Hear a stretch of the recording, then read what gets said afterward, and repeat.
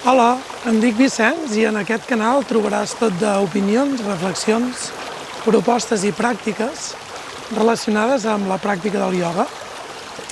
I avui em ve molt de gust de compartir-vos l'estrès, no? Veure què és l'estrès, com s'origina l'estrès, què podem fer per gestionar molt millor l'estrès. O sigui que si creus que aquest vídeo et pot ser interessant, et quedes i reflexionem o posem mirada a l'estrès.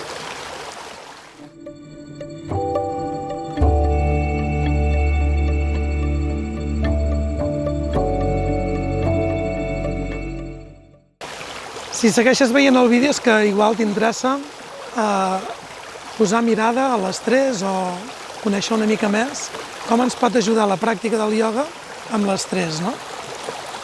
Bé, primer cal entendre què és l'estrès. L'estrès és una resposta del nostre sistema que no és que sigui dolent, o sigui, gràcies a l'estrès podem fer front a moltes situacions que d'una altra manera no podríem fer front, no? Llavors, l'estrès en si no és dolent. El que sí és dolent és l'estrès sostingut en el temps. De fet,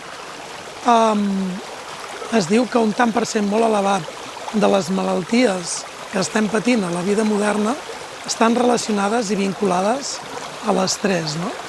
I almenys des de la mirada del ioga es parla que hi ha l'estrès conscient, el que està en el subconscient i el que està en l'inconscient.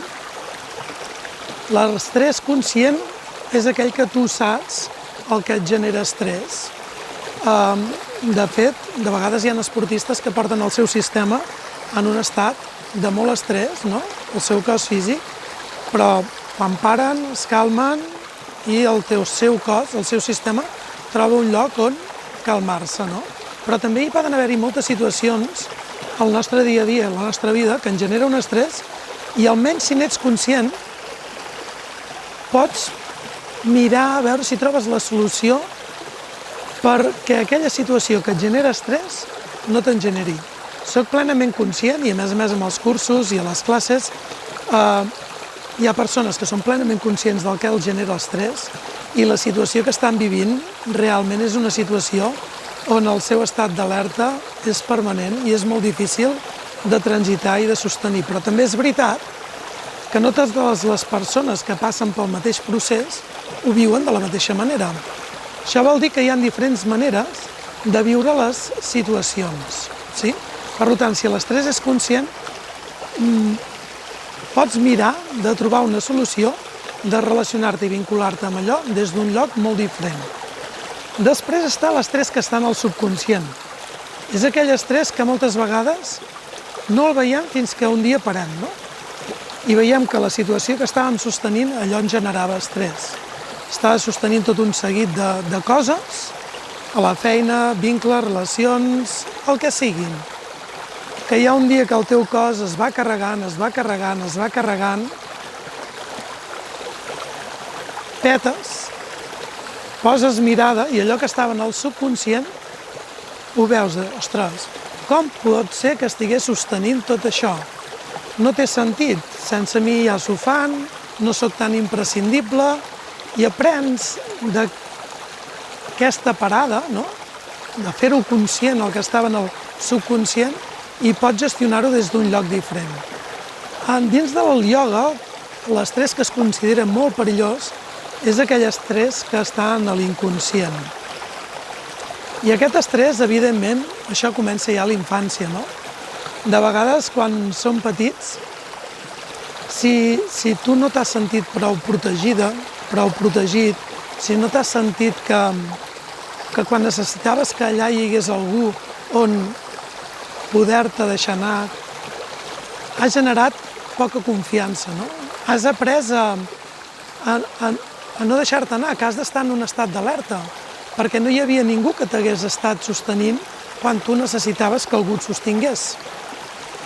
També ha passat que quan eres petit, igual sentit contrari, no t'han deixat tocar de peus a terra, allà on hi havia un espai d'incomoditat, la persona adulta no deixava que t'hi connectessis i això fa que quan hi hagi una situació a la teva vida que que requereix connectar-te amb el sistema nerviós simpàtic i fer front a diferent de quines coses, no has après a poder sostenir allò, no? I el no poder-ho sostenir i a transitar conscientment fa que et generi estrès. No només de petits, sinó que ens hem anat fent grans i les experiències vitals les hem anat somatitzant en el nostre cos i generem una resposta envers depèn de quines situacions. Però això està molt en l'inconscient. Llavors, què podem fer, o quina és una de les propostes de la pràctica del ioga per veure tot això que està en el subconscient, però també en l'inconscient? Una de les propostes que ens fa el ioga és a través del nostre cos físic.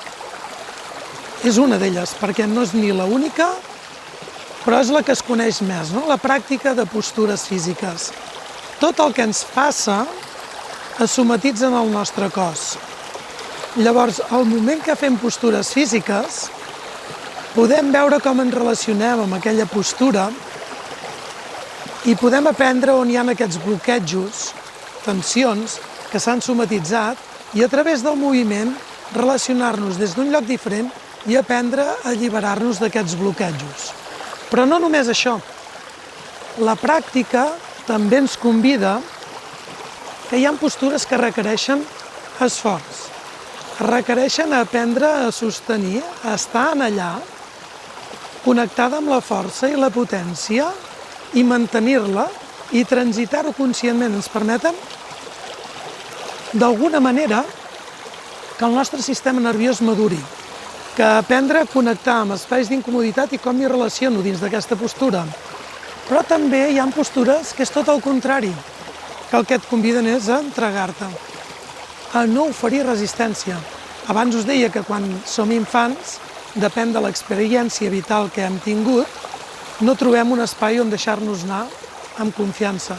Hi ha postures com Shavasana, altres, que el que et conviden Shavasana és estirat al terra, no? D'esquena al terra, entregant-te completament a la terra. Quan fas aquesta pràctica, moltes vegades veus que no t'entregues, que no et deixes anar, que hi ha un estat permanent d'alerta. Diria més, ets conscient de la tensió quan s'allibera. Tu et penses que estàs relaxada, però veus que no. Deixes anar una tensió.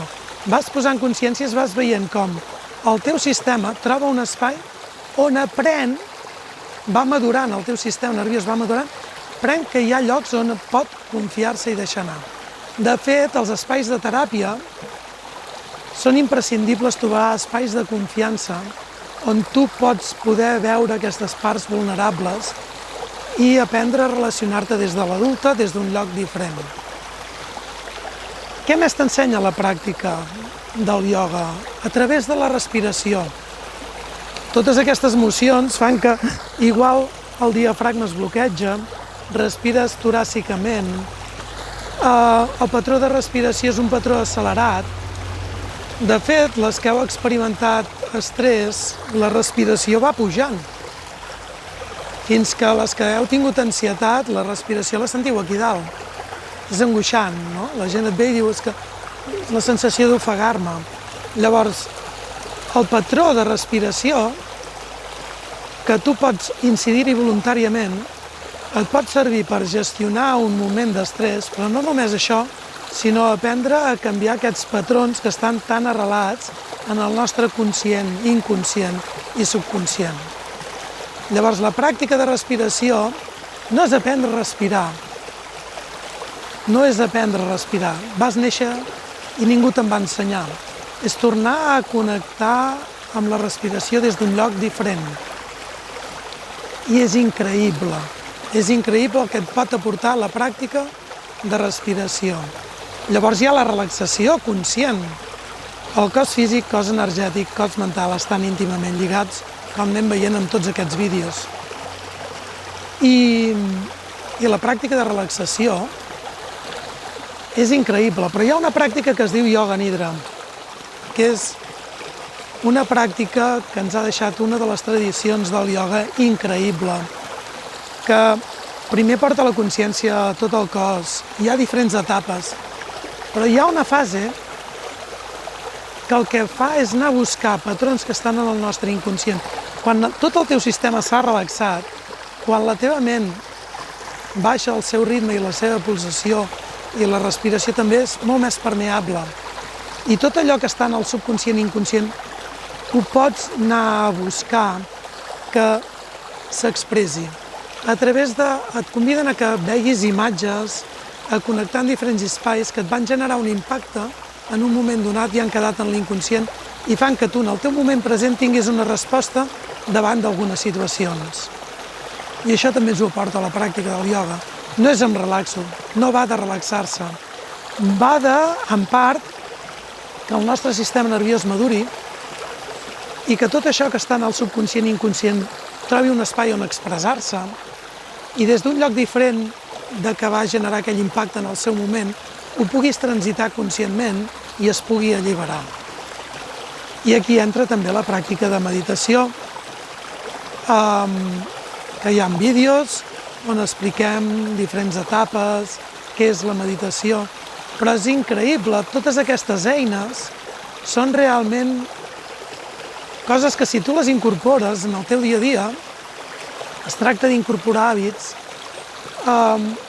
L'estrès, que diem que hi ha un tant per cent molt elevat de les malalties d'avui en dia que estan relacionades i vinculades amb l'estrès, sigui diferent, no? Llavors,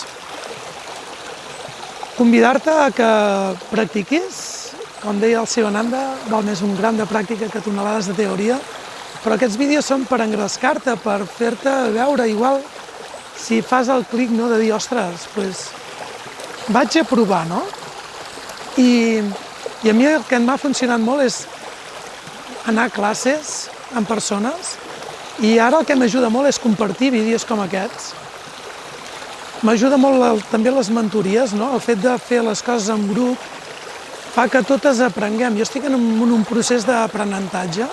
Tot això que et comparteixo no és que jo ho sé, sinó que estic veient tot de coses que estan amagades encara. Hi ha coses que no s'han expressat, que em condicionen moltíssim, però hi ha coses que ja s'han alliberat. I aquestes coses que s'han alliberat em permeten, entre altres coses, permetre'm compartir-vos la meva experiència, no? Permetre'm compartir, no? I exposar-me també, no? I és molt interessant, o sigui que si vols formar part de la comunitat, més enllà de l'estora, vindre a classes presencials online, trobaràs a baix de la descripció els enllaços, també dels cursos de la gestió de l'estrès, i res, si has arribat al final del vídeo i t'ha servit d'alguna cosa, ostres, això m'omple, la veritat. Una abraçada, salut i fins la propera.